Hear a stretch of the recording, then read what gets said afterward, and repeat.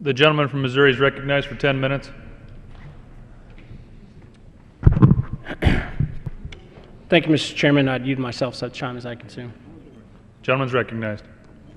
Thank you, Mr. Chairman. Mr. Chairman, I rise today in support of H.R. 527, the Regulatory Flexibility Act of 2011. And I was an original co-sponsor and want to thank Chairman Smith for the opportunity to work with him on this very important piece of legislation. Opponents will argue that the bill stops agencies from issuing regulations. However, in reality, H.R. 527 will force agencies to consider how their actions affect small businesses and other small entities. More importantly, if the effects are significant, agencies, not small entities, will have to develop less burdensome and costly alternatives. Shouldn't a government understand the consequences of its regulations? Of course it should. And by doing so, the government may arrive at a more efficient and less costly way to regulate. In a nutshell, that is what H.R. 527 does. Some may argue that agencies already do this when they draft regulations. However, nearly 30 years of experience with the Regulatory Flexibility Act, or the RFA, shows that agencies are not considering the consequences of their actions, and it is about time that they start doing that. Government regulations do have consequences. Small businesses must expend scarce and vital capital complying with these rules. If there's a better way to achieve what an agency wants while imposing lower costs on small businesses, the sensible approach would be to adopt the lower cost methodology. This will enable small businesses to meet the requirements imposed by regulators while freeing up scarce resources to expand their businesses and hire more workers. H.R. 527 ensures the consideration of consequences of rulemaking through the removal of loopholes that the agencies have used to avoid compliance with the RFA. In addition, the bill will require a closer consideration of the impact of rules on small businesses and other small entities. Yet nothing in H.R. 527 will prevent an agency from issuing a rule.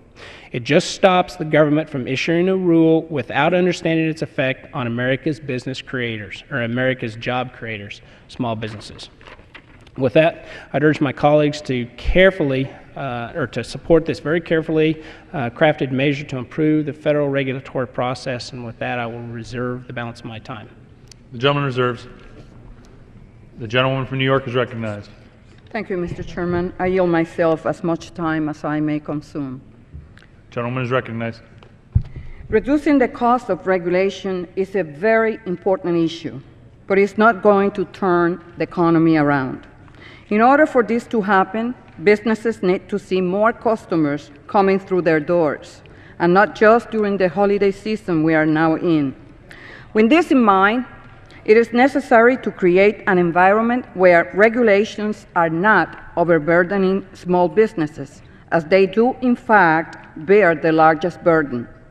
These entrepreneurs face an annual regulatory cost of $10,585 per employee, which is 36% higher than the regulatory cost facing large firms. And this brings us to the bill before us. Too often on the House floor, legislation is painted as either being totally perfect or completely awful. With this bill, neither of these characterizations is appropriate. In fact, on many fronts, H.R. 527 contains several very positive provisions and will make a real difference for small businesses. Many of the provisions were previously advanced by Democrats in the Small Business Committee. And for this, Chairman Graves and Chairman Smith and their staff should be commended. For instance, the bill makes agencies' regulatory flex analysis more detailed so that they cannot simply overlook their obligations to small businesses. It also gives real teeth to periodic regulatory lookbacks, which requires agencies to review outdated regulations that remain on the books.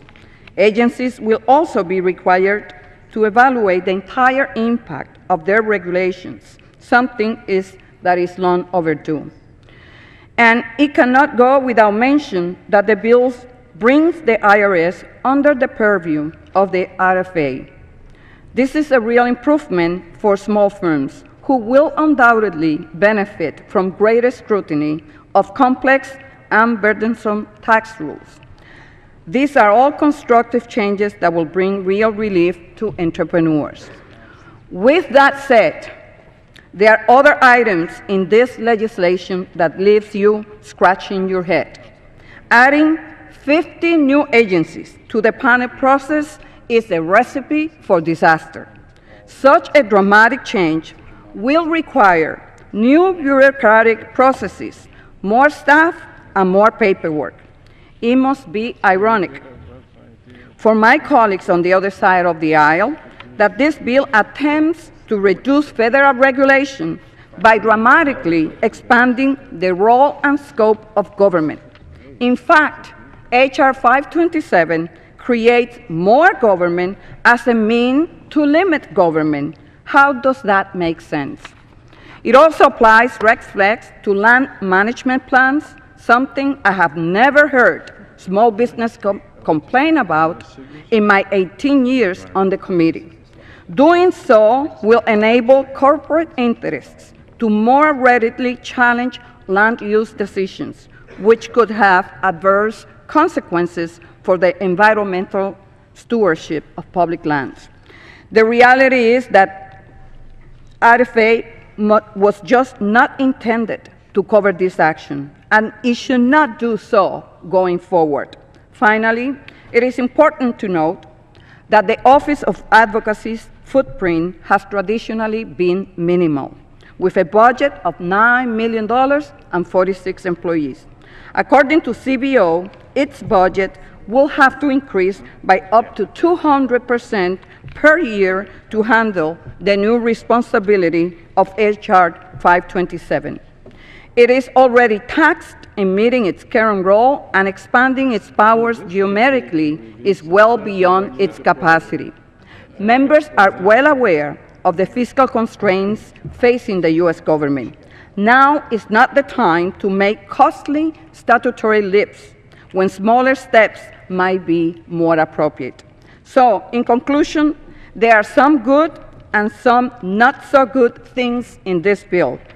I want to acknowledge the efforts by the bill's manager, but in the end, it is not something I could support given the imposition of too many questionable policies. However, I want to thank Chairman Graves for being open to discussion, and I look forward to continuing our dialogue on this legislation. I reserve the balance of my time. The gentleman reserves. The gentleman from Missouri is recognized. Thank you, Mr. Chairman. Mr. Chairman, I would yield such time as he may consume to the gentleman from New York's 24th District, Mr. Hanna. Thank you, Chairman. The gentleman from New York is recognized. Mr. Speaker, I rise today in support of H.R. 527, the Regulatory Flexibility Improvements Act. The small businesses I meet on a regular basis tell me that regulation has become an overwhelming problem. Small business owners are the backbone of the American economy. I know this because I'm a small business owner. Like so many, my life was built by a belief in hard work, free enterprise, an entrepreneurial spirit, and a love to get out of bed in the morning and just do what I love to do, as you know yourself, Mr. Speaker. The preponderance of regulation is stifling that spirit.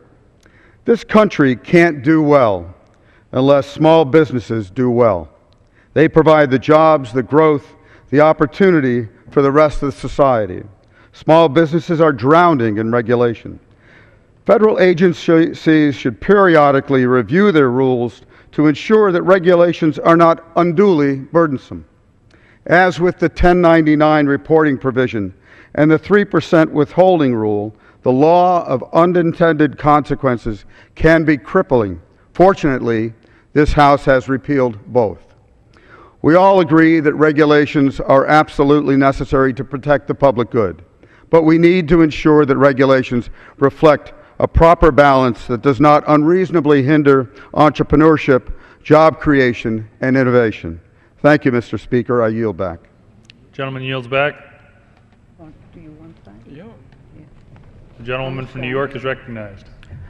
Yes, Mr. Chairman, I yield 2 minutes to the chairman, the ranking member on the judiciary. Thank you. The gentleman from Michigan is recognized for 2 minutes. I thank the gentlelady from New York. My friend on the other side who is managing the bill from Missouri. I was happy to hear you say that this measure that we are examining does nothing to hinder the rulemaking process. And I'd like to help you out in that area, if I may, because this expands in the bill the use of small business review panels to include rules promulgated by all agencies and to include all major rules. I would say to the gentleman from Missouri that right now there are only three rules, there are only three agencies that are affected. What this does, my friend, is extend the review process to every agency. Do you recognize, sir, that there are over 50 agencies in the federal system? And so for it to be thought that this isn't going to change much is a grievous mistake. And of course I am here to help you out to the extent that I can. The other thing that it does, and you think that this will not change the rulemaking process, is that this measure would force agencies to engage in speculative analysis, including an assessment of all reasonably foreseeable indirect economic effects of a proposed rule.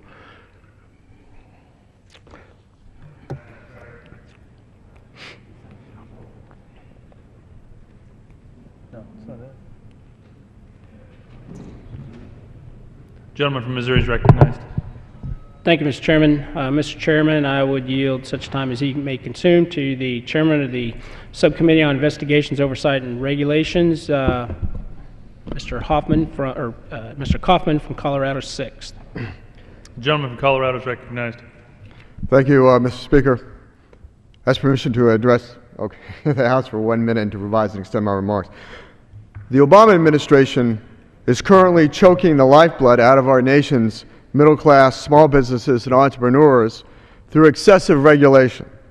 According to the Small Business Administration, regulations cost the American economy $1.75 trillion annually. The Obama administration has issued 200 such regulations that are expected to cost our economy at least $100 million each. And 7 of these regulations have a price tag of over $1 billion. The President has long touted the job creation of his so-called stimulus. But every $1 million increase in the federal regulatory budget costs 420 private sector jobs for hardworking Americans. This is why I am urging passage of House Resolution 527, the Regulatory Flexibility Improvements Act of 2011. This legislation will give real teeth to the Regulatory Flexibility Act of 1980, which mandated that federal agencies first assess the economic impact of their regulations on small businesses before going forward with them. It is time to put small businesses first. Mr. Speaker, I yield back the balance of my time. Gentleman yields back. Mr. Gentleman Chairman, from New York is recognized. may I inquire as to how much time each side have? Gentleman has 3 minutes. On the other side, 5 minutes. 5 minutes. I'm going to yield myself 1 minute. Gentleman's recognized. And I want to do this because I need to set the record straight regarding the previous member who just spoke about how many regulations have been issued under the Obama administration. Let me remind people here that according to the Conservative Heritage Foundation, net regulatory burdens increased in the years George W. Bush assumed the presidency. Between 2008 and 2001 and 2008, the federal government imposed almost $30 billion in new regulatory costs on Americans. About $11 billion was imposed in fiscal year 2007 alone. With regard to the number of pages of regulations, the Code of Federal Regulations total 145,000 pages in 2007 alone. The Obama administration issued an executive order 13563 and a memorandum on small businesses and job creation. And the executive order instruct agencies to seek the views of affected entities prior to proposed rulemaking. The executive order also calls on agencies to engage in periodic reviews of existing regulation. So 15 seconds more. If we're going to come here and instead of dealing with the issues that are impacting small businesses, and that is access to affordable capital so that they could create jobs, but rather come and criticize the Obama administration for issuing regulation, let's set the record straight and talk about the regulations that were issued under the Republican administration. I reserve the balance of my time. The gentleman reserves. The gentleman from Missouri is recognized. Does the gentlelady have any more speakers, or? I do have one more. I'd reserve the balance of my time. The gentleman reserves. The gentleman from New York is recognized. How much time do I have left, please? 1 3/4 minutes.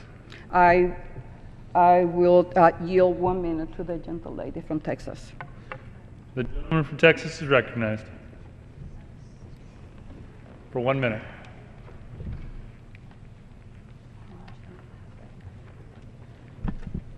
Mr. Chairman, it is clear when I have the ranking member of the Small Business Committee that has an enormous history of commitment to small businesses and the ranking member of the Judiciary Committee, both former chairs, opposing this bill, then we obviously know that it is problematic.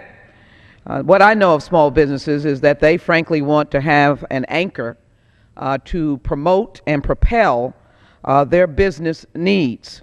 The regulatory scheme and the underlying premise of this bill is to eliminate any anchor for our small businesses. And when you do that, you're clearly undermining their growth and opportunity. I would add as well that I challenge as to whether or not this debate today creates any opportunity for a small business, provides them access to credit, guarantees any loans, creates any jobs. Absolutely not. And it is absurd that we would suggest that agencies that are trying to promote small businesses are stopping small businesses, and therefore we want to implode the regulatory scheme. The APA provides an opportunity for due process through the court system. If our colleagues have problems with regulations, they can run to the courts. You don't have to implode the process to be able to address the problem. Let's help small businesses. Let's discuss how to create jobs, and let's vote against this legislation. I yield back. The gentleman's time's expired. The gentleman from Missouri is recognized.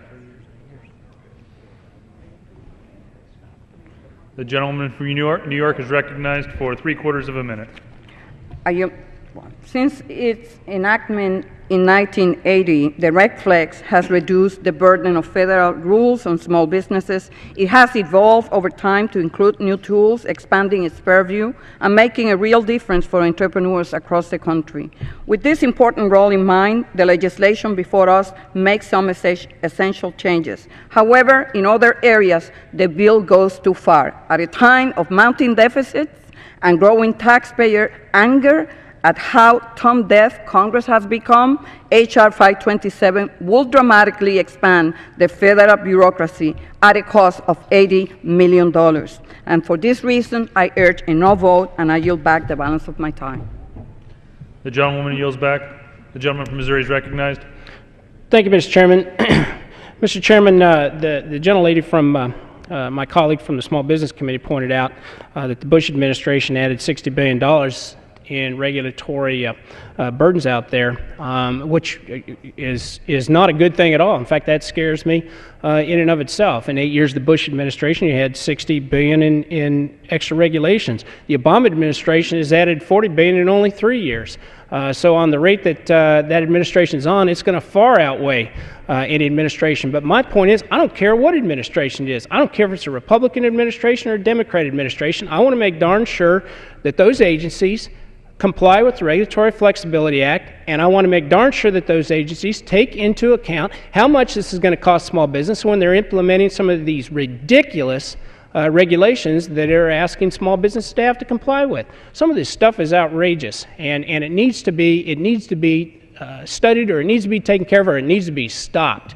But these agencies, and again, I don't care what administration it is, they need to have to comply with this, and they need to understand what the consequences are. And with that, I would urge my colleagues to support the bill, and I'd yield back the balance of my time.